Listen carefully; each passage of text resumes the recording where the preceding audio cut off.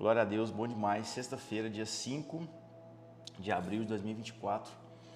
Eu tenho uma palavra para o seu coração hoje, para te aquecer esse coração, para que você volte os seus olhos para Deus, para que você se lembre cada vez mais que existe uma vida eterna, uma vida depois dessa vida, amém?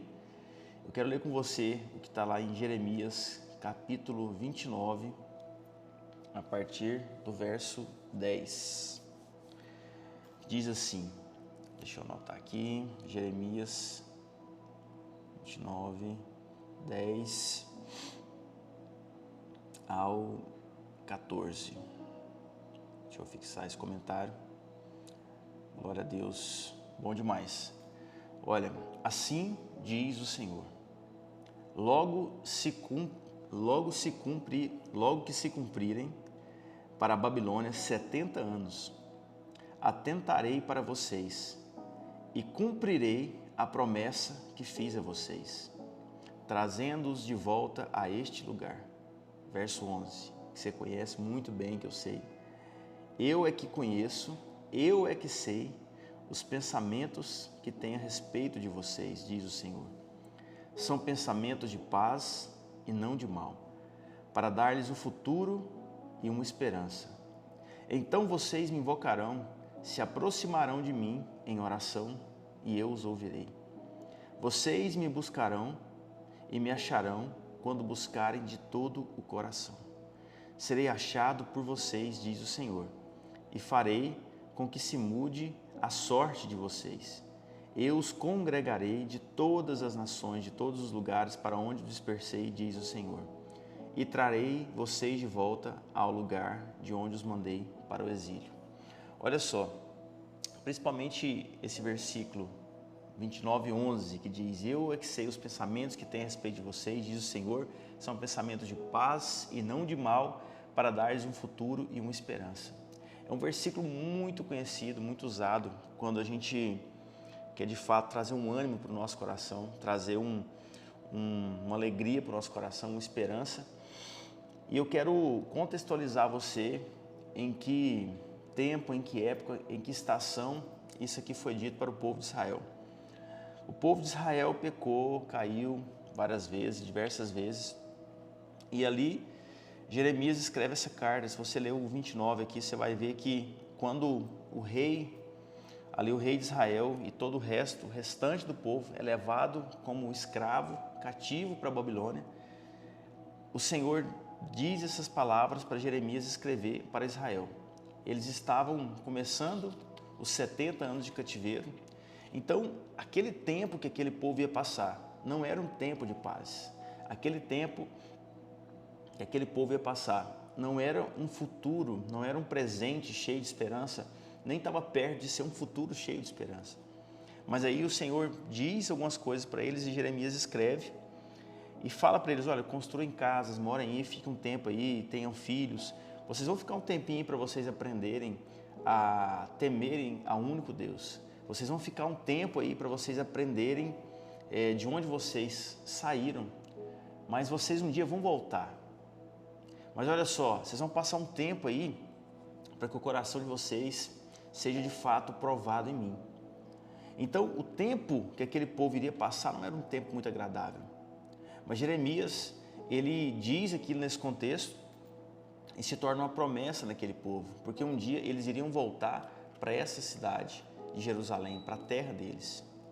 Então, todas as vezes que Deus, ele quer resgatar uma pessoa, ele quer direcionar uma pessoa que vai passar por um tempo difícil, que às vezes nós passamos por momentos que nós precisamos aprender algumas coisas.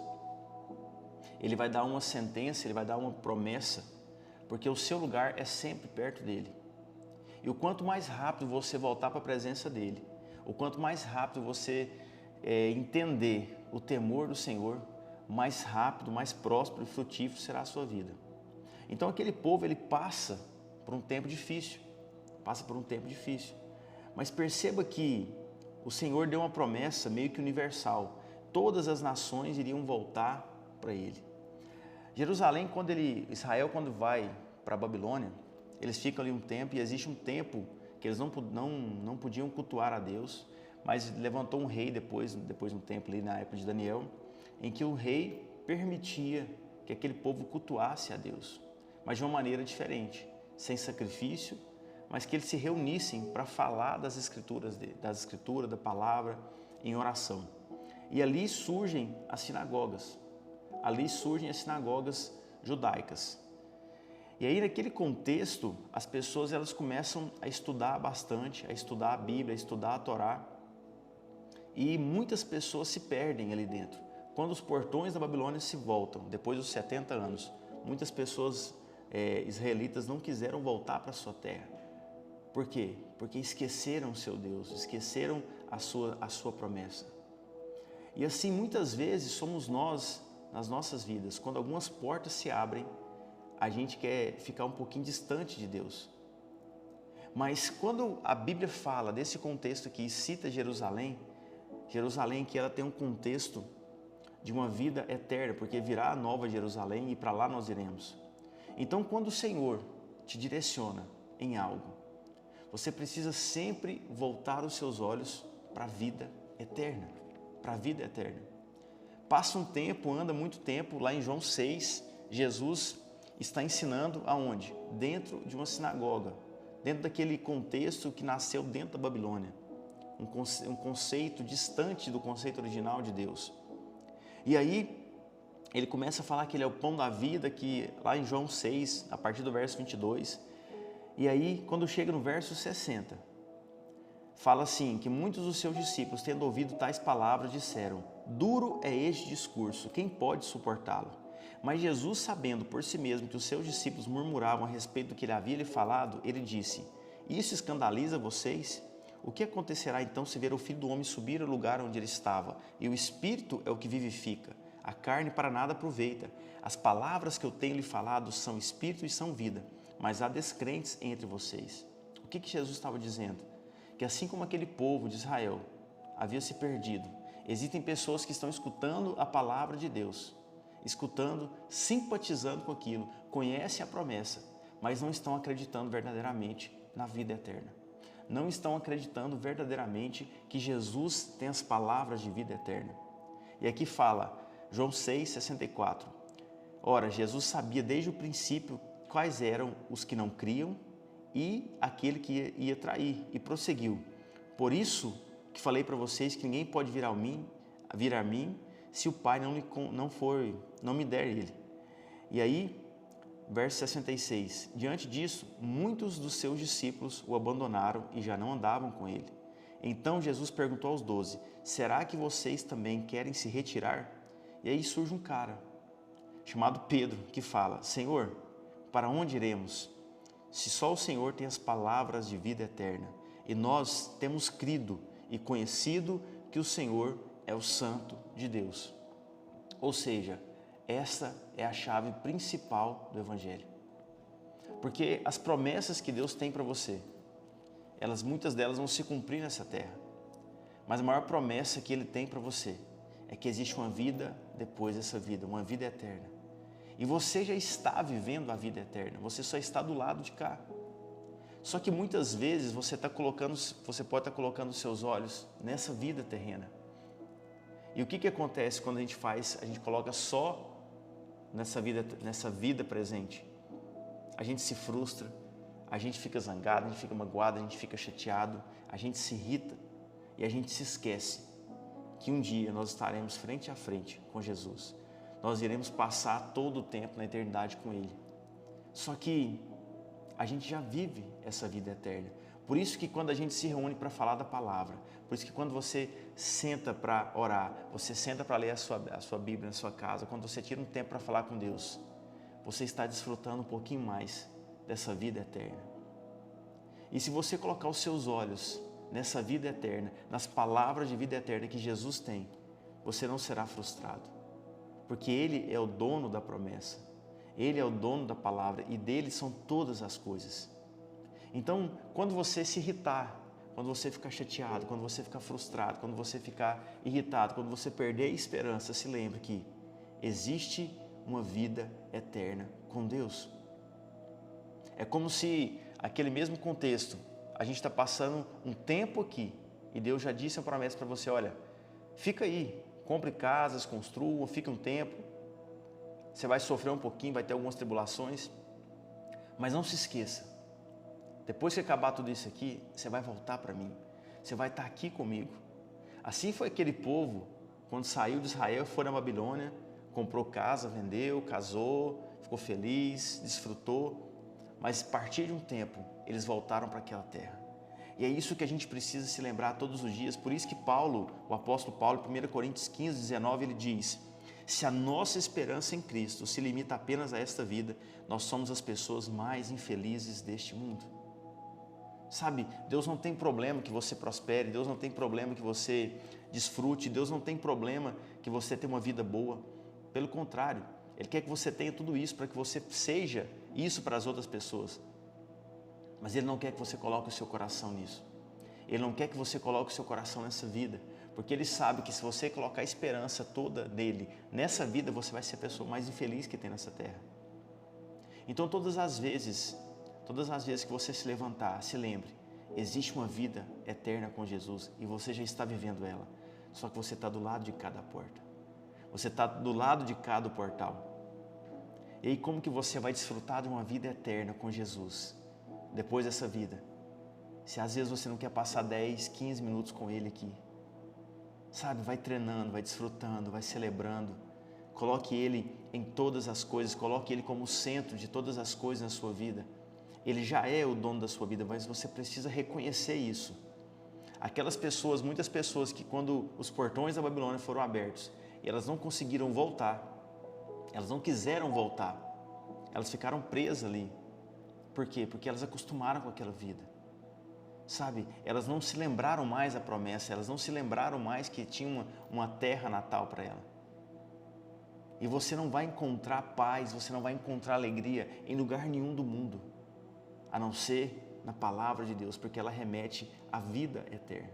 E você precisa se lembrar disso. Porque muitas pessoas desfrutam, celebram, viajam, mas não tem dentro dela um preenchimento completo, não tem uma convicção de quem elas são, não tem uma convicção do sentido da vida, do propósito, da sua identidade. Por quê? Porque não conhece a sua origem. E a sua origem está em Cristo. Por isso que Efésios capítulo 1, a partir do verso 4, diz que Ele te abençoou com todas as sortes de bênção. Antes da fundação do mundo, Ele te elegeu nele, para ser santo nele, irrepreensível nele, para louvor da sua glória. Depois você lê Efésios capítulo 1, você vai entender isso. Porque a sua origem está lá. A sua origem está lá. Por que existem tantas coisas erradas no meio da palavra de Deus? Porque as pessoas, elas trouxeram as suas expectativas, trouxeram os seus negócios, as suas ambições para dentro do seu relacionamento com Deus. Porque elas esqueceram que elas têm uma origem em Deus e não é o contrário.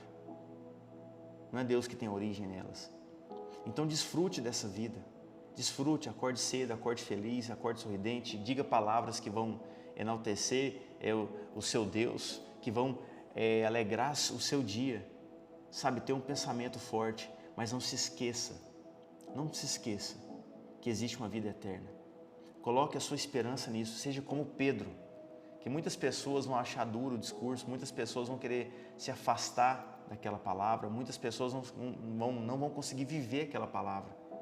Mas seja como Pedro, que chega diante de Jesus e fala: Jesus, eu não quero sair daqui, porque eu sei que só o Senhor tem as palavras de vida eterna.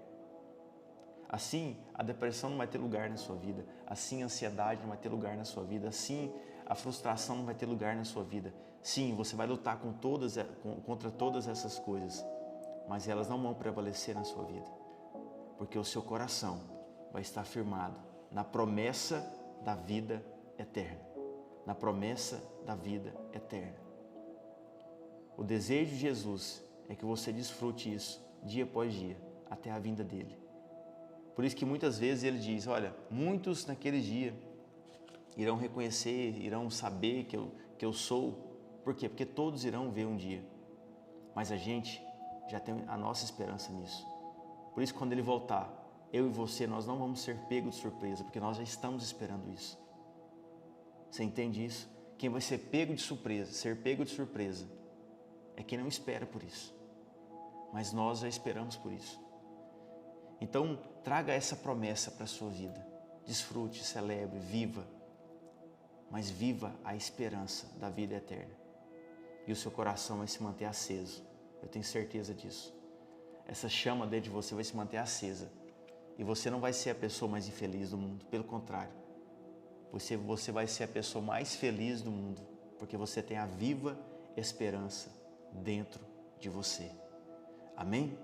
Eu quero orar com você, para que você entenda de fato isso no seu espírito.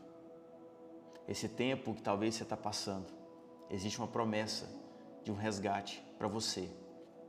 Existe uma promessa de um futuro de paz e de esperança para você. Então se apegue nisso, amém? Feche seus olhos, eu quero orar com você. Pai, em nome de Jesus, obrigado pela Tua palavra, obrigado pela Tua presença, obrigado pelo Teu amor, meu Deus. Paizinho, que a gente seja como Pedro, que de fato entendeu que só o Senhor tem as palavras de vida eterna.